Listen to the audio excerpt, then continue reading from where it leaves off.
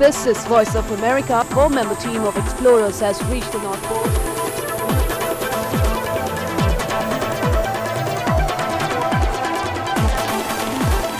This is All India Radio. The news read by Manoj Mindkar. Ajeet Bajaj has created history. He becomes the first ever Indian to reach North Pole on skis. He achieved this remarkable feat along with three Americans, Keith Hager, Dirk Jensen and Bob Douglas, this morning. Congratulating him on this achievement, the Prime Minister said, Ajeet Bajaj has made the nation proud. And now, the news in detail.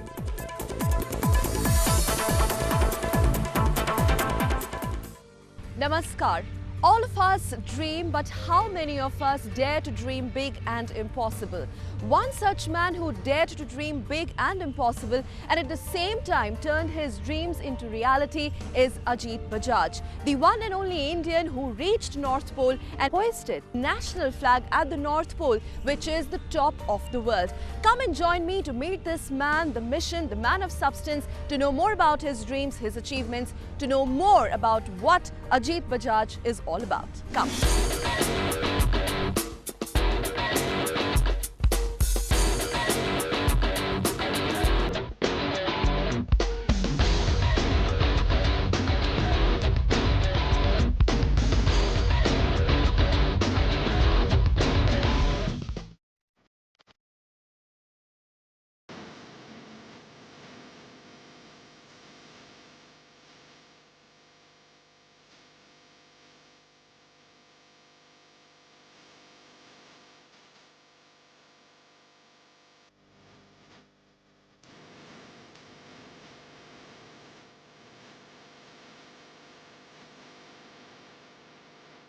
Hi, I'm Sakut from the... Hi, come on in.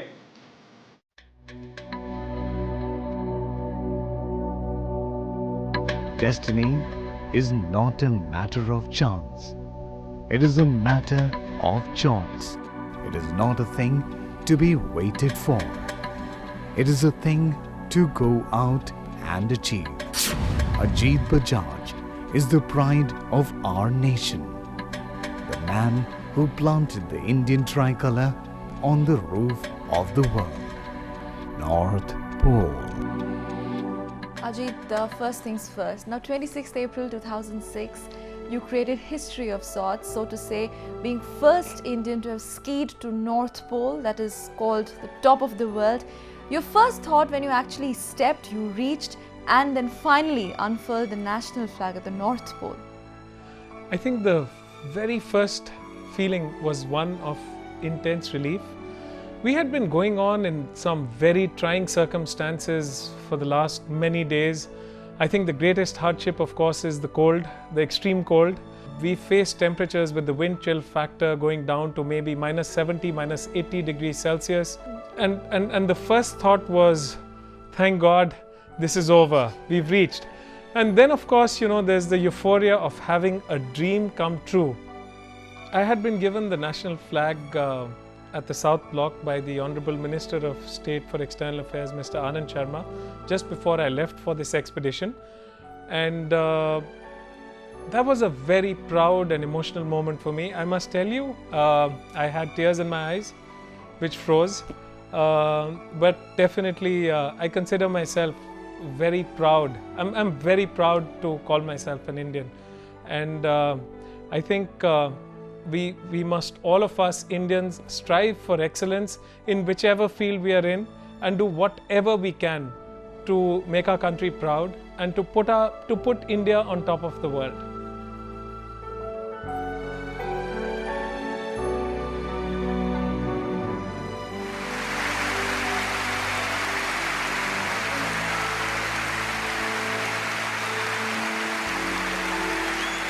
But my first experience about the North Pole was when one of my friends, Uemura from Japan, he took dog sledges and went to the North Pole. Then, of course, Sir Edmund Hillary told me that he and Neil Armstrong, they went by a chopper. Of course, Edmund Hillary didn't like to walk or do that sort of skiing and all that. Well, then in 1978, I flew myself over the South Pole and was able to see the immensity of the Antarctica as compared to the Himalayan region. But I think this is the first time today that what we heard from Ajeet Bajaj was a real detailed description of how the life on the North Pole is and how the skiing operation took place for about 10 days to reach the geographical North Pole. I think it's a remarkable achievement for India, and now that adventure is playing a big role in the nation, this was a landmark achievement which I think would encourage more and more young people to take to adventure. I have the good fortune of being the president of the Olsenarian Society at a time when we're all coming together to felicitate Ajeet Bajaj, an Olsenarian and a product of St. Stephen's College, on his monumental achievement of being the first Indian to ski to the North Pole. Ajeet Bajaj lives up to everything that Lawrence School Sanaa imbibed in him. More than anything else, he lives up to the motto that we were all brought up with, and that is the motto of never give in. I'm sure on a number of occasions during this journey of his, he wanted to throw it all in and stop and give up. But those three words that he learnt in school, never give in, those three words that Lawrence School Sanaa taught him, took him all the way to the North Pole on skis, making him the first Indian to achieve this. On behalf of the Olsenarians, on behalf of the Lawrence School Sanaa, on behalf of the entire country, it is our privilege and pleasure to congratulate and wish well for the future Ajeet Bajaj, a great Indian.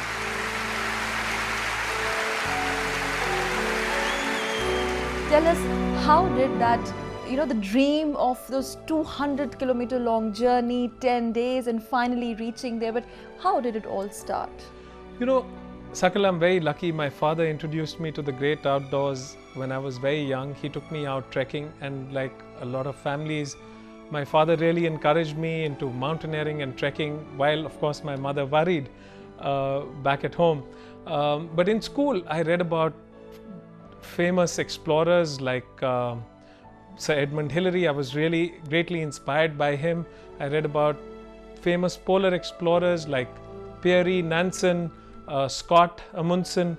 That's the time when I was in school at the Lawrence School Sanaa, when I think I perhaps got the first thought of one day trying to get to the North Pole, and I was really happy. Getting to the North Pole was really like a dream come true for me. Right. Now tell us about the life at the Arctic Circle, living those hours and days, especially 10 days at the North Pole under those sub-zero conditions and shifting polar ice caps. How did you cope up with all that? I think the Arctic ice is perhaps one of the most hostile places on our planet. It's not only the extreme sub-zero temperatures, but you also have you have to contend with whiteout conditions and blizzards and wind coming straight at you on your face. Not only that, we had pressure ridges. Essentially, the Arctic, the North Pole is on the Arctic Ocean, and the depth of the Arctic Ocean at the North Pole is 13,500 feet. So essentially, we were skiing on thin ice, which is anything from 1 meter to 3 meters thick. And when these layers of ice actually hit into each other, you get pressure ridges. And skiing through these pressure ridges while towing sledges that weighed about 40 kilos, that was tough going indeed. Not only that, because you're on the Arctic Ocean, you're skiing on the Arctic Ocean, there were what we call open water leads. Sometimes they were frozen, but at other times they were in the form of an icy slush. And if they weren't hard enough, you had to travel for miles to the west or east to try and find a suitable crossing. Other than that, we also had something which was very discouraging and disappointing, what's called the Arctic drift. You see, because the Arctic ice is on the Arctic Ocean, and this ice moves with currents and with wind. And every day we were using global positioning systems for navigation. Every day in the morning when we woke up, we found that we had drifted south. So we lost anything from 2 miles to 3 miles every day. And there were days when we could only cover 5 miles after skiing for 10 to 12 hours under some very hostile conditions. And to wake up in the morning and to realize that, we had lost more than half of what we had achieved, it was very discouraging. We almost felt cheated in a way. So it goes on to the fact that those days at the North Pole were fascinating, but I'm sure that there must have been a fear factor attached, your moments of uncertainties. What if it doesn't happen? The fact that, yes, guys, come on, gear up, we have to do, which means that it was not all that hunky-dory. There was a risk factor, there were those moments of uncertainties as well. Absolutely. After a euphoric start, after the first couple of days, conditions became so tough. In fact, one of our expedition members had to be evacuated by helicopter because of a knee injury that was aggravated. Was a really good Swiss skier called Anna, and we were really sad to see her go. After that, conditions became hostile, and we didn't really think that we were going to make it to the North Pole because of all these factors that I just mentioned, and losing distance every day because of the Arctic drift. So finally we did get a couple of days of really good weather, perfect polar conditions, and that's when we felt that now if we really go for it, we give it our very, very best. Really looking forward to getting up there, running around the world, doing a couple handstands. We've had incredible ice conditions today. I'm zipping along and looking forward to climbing into a warm tent after a good celebration. I think I'm really excited. It's a dream come true. There was a moment when we were at 89, 20 latitude when I thought it's not going to actually happen. We had a couple of tough days out there, and we've pushed ourselves really hard the last 3 days. And I must say, I'm really happy to be here also with the three of you, exceptional people. Here. And well, looking forward to it. Thank you. Looking forward to another good, solid push. Well, I think it was Rick last year who said it the best. He said this is the most spectacular place on Earth, and I think it is. We've seen open water, and we've seen leads that just won't refreeze. We've seen polar bears. We've seen ice fogs, sunny days, and sun dogs. And the ice we're sitting on here was probably at the pole not too long ago. Crossed back and forth on the date line. So who knows what day it is or what time, but we'll be at the pole soon. Everything going well. It's fantastic. We are standing on the Arctic Ocean, and we are enjoying a magnificent, glorious day of travel. Come a long way since we started together, both on land and with our own selves. Looking forward to that last little journey and sharing the experience with my three friends here, Dirk, Robert, and Ajeet. See you at the pole.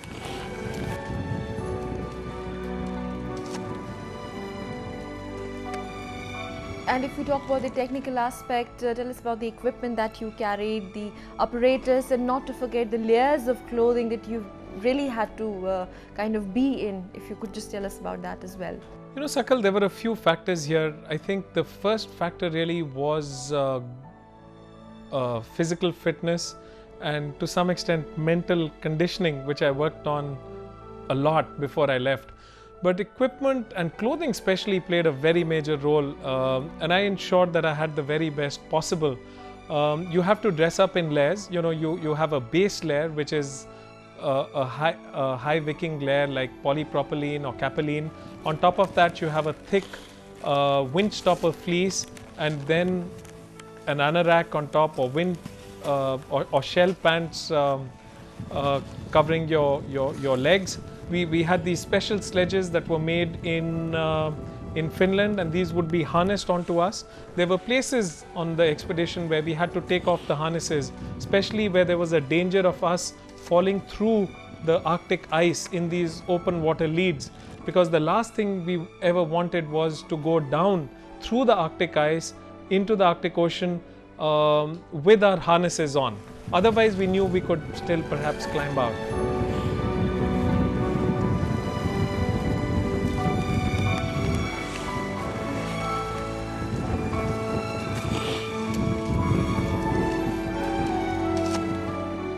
Apart from physical fitness, Ajeet, prior to your expedition, what kind of mental fitness regimen that you went through? What did you do to kind of gear yourself psychologically for this bigger mission? I think that thought control especially plays a major role on such an expedition. You know, whenever you got negative thoughts in your head about not being able to succeed, that would really demoralize me. But at the same time, whenever I thought positive thoughts, thought of my family, my friends, my parents, and good times, that charged and motivated me and really kept me going.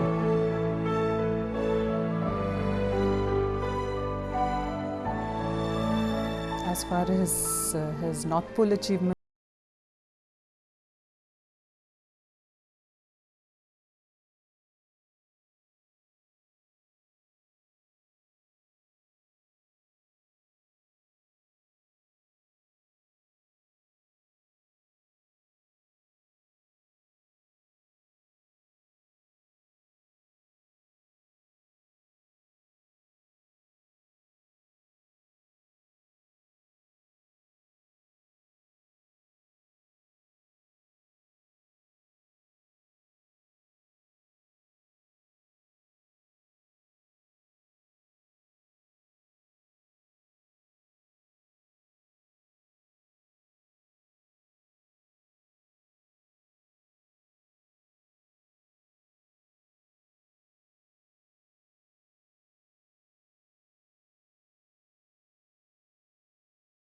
There are certain things which are beyond man's control, which, you know, there's something called handling unknown. Yes. When you are at certain extreme natural situations, and talking about especially North Pole. So leads on to the fact that a certain risk factor is also important, which you had no choice, you guys had to handle. You know, as an adventure sports person, risk is something which is always there at the back of your mind, that, you know, yeah, things can go wrong. But as I mentioned, with really good training, with good equipment and a fantastic team, and I think that was crucial over here as well. And I'd like to really acknowledge that my teammates Keith Hager, Bob Douglas and Dirk Jensen, they were the best possible people you know, you can ever go on an expedition like this with. But yes, definitely risk is something which is always there at the back of your mind, but you feel you can minimize it with good training, with good equipment, and somehow you always feel that we'll be able to handle the challenges, we'll be able to overcome them, all the obstacles, and sail through.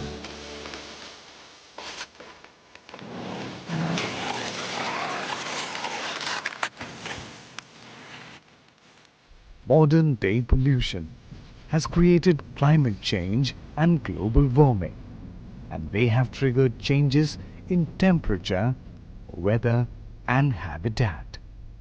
One such example is that of the polar bears that have been the rarest of rare, and to see them in the upper regions of the Arctic Circle is an experience to cherish forever. You know, polar bears can be very, very aggressive in the wilderness. We were really lucky. We saw a mother and a cub, and a little later I saw another one a little to the west. We did carry a gun with us. We had something called bear bangers and flares to scare them away. The gun, we were all very sure we were not going to use the gun. That was just a last resort to scare them in case an attack was absolutely imminent. But I'd like to mention here that because of perhaps global warming, a lot of these polar bears are being pushed north. And to the best of our knowledge and the research that we have done after our expedition, the polar bear sighting that we had has been the northernmost polar bear sighting ever. We were perhaps about 30 miles from the North Pole where we saw the polar bears.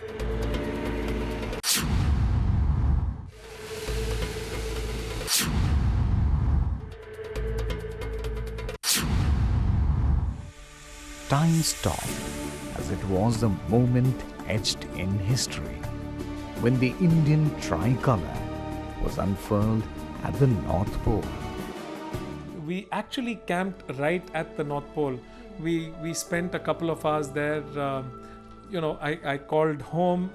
I called my wife, and it was, I think, about 5 in the morning over here. I said, "Hi, this is Santa calling from the North Pole," and the line went dead immediately. Then I called back. I spoke to my parents, took out the national flag, unfurled it with a lot of pride. Finally, we got a call through to the Russians, and they told us that they were already on their way. They came in and they landed quite close to the North Pole. We took our sledges, jumped in, and flew all the way back to Borneo. Well, close to 11 days to ski to the North Pole. We were back in just about in under 90 minutes.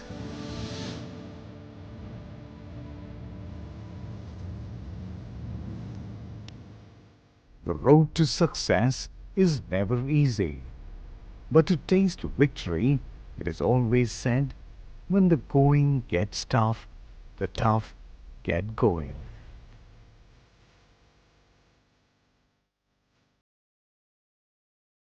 After getting mentally geared up for such a bigger mission, I'm sure you must have gone through a very rigorous and strenuous physical training, the physical regimen, not your daily exercise, not your daily gymming, but there is of course more to it. Let us go through all that schedule prior to your expedition. I did train very, very hard. I'd wake up early in the morning. I'd go for a run, play tennis, squash, swim, also go to the gym. And on many, many occasions, I went and cycled to my office and back, which was about 38 kilometers every day. You're trying to tell us you used to cycle to your workplace, which meant here in Delhi, yeah, 38 kilometers. I was actually killing two birds with one stone. There was, of course, the physical fitness aspect of it, and I was also sharpening my reflexes because, when you're cycling on Delhi roads, everybody tries to run you over, so you had to be very careful. Well, you have been associated with adventure tourism for the last 20 years or so. Was it always a career option for you? I consider myself extremely lucky because I have a hobby for a profession.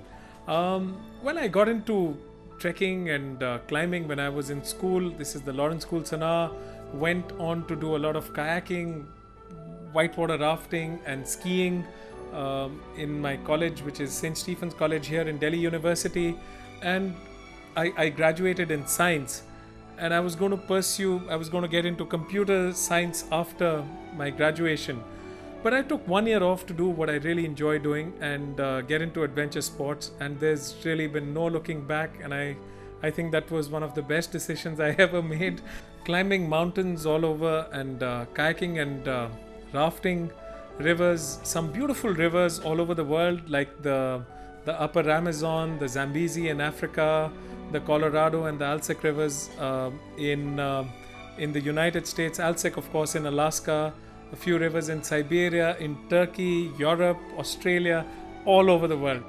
Now, being a president of Adventure Tour Operators Association of India, how do you see India emerging as a destination for adventure tourism vis-a-vis the kind of momentum that the adventure tourism is picking up across the globe? I think globally, adventure sports is on a major upswing all over the world. In India, I think we are blessed. Principally, our adventure sports are centered around the Himalayas, and we have a wide expanse of the Himalayas, starting out with Ladakh up north, coming into Himachal, Uttaranchal, Sikkim, Arunachal, also the Darjeeling Gorkha Hill Council section. We really are truly blessed in what we have. There's amazing potential in the Western Ghats as also South India for adventure sports. I think given the right impetus, and yes, we are getting a lot of help and support from every possible, from everybody concerned. I think given the right impetus though, in years to come, India is capable of becoming the adventure destination, an absolute nature hotspot and the adventure capital of the world. Let me ask you now, what is your next destination? I think since it's just been a little while since I've returned.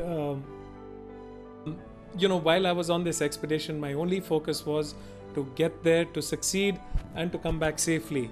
Now that I'm back, yes, I have started thinking, and definitely to answer your questions, there will be many more adventures still to come. Right. Thank you very much, Ajeet Bajaj, for talking to Pleasure Doordarshan. meeting you, Sakal. Thank you.